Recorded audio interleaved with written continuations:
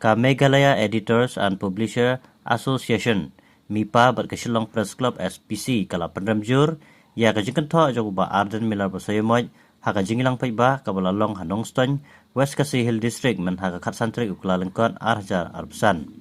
mat ongru ba ka ne jingkan tho ka de jing Punjab Burom ya kini ki Artli kilat Patai Kubor ka T7 bat ka Bati CTV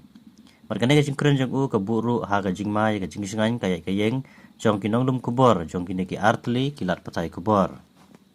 kum kinong lum kubor ka de kamram jongi ban pathai ya ki kubor ki bayadei bat ka jella lam bat kinong song snong jongka ki jing kenno maklem nong lem ki jong pi ka bu ha ka jingma ya ka jing singan ka jing syanya bat ka yeng jong ki para nong lum kubor jongi ong ka city ka bla soi do president ka Shillong Press Club ba Deimaya Siangshai ba do vice president ka MIPA Urajib Chowdhury ngidawai ka jing mensyai ba mador halor ka ne ka jing tho jong pi ha ka ne ka jing ilang pai ba na ba ki kubor bla penmi da kini kilar Patai Kubor kidai kat kum ka jing tip jongi ki basisha bat ka dei ka bamdon kano kano jing persyang kata madyong ne pen tho bria ya no yunuru ne ki sing sang perthai ong susu kini ki jing tho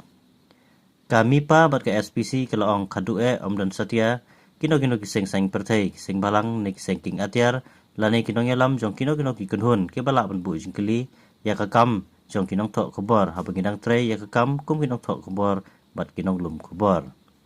kumta ka Shillong Press Club SPC bat ka Meghalaya Editor and Publisher Association MIPA kadawa yu President Rangba ka Voice of the People Party VPP uba Arden Miller Basoymoy baude ban map mardor po sansungi balada umpan map hapo ka sansungi kumbala bupor nakaliang ka kanhon ninong tho kubor hapo ka SPC bat ka MIPA kimat se baniyai daki wei kilat kilenti ki bateng persya yu te unong ilam bat ka party jong u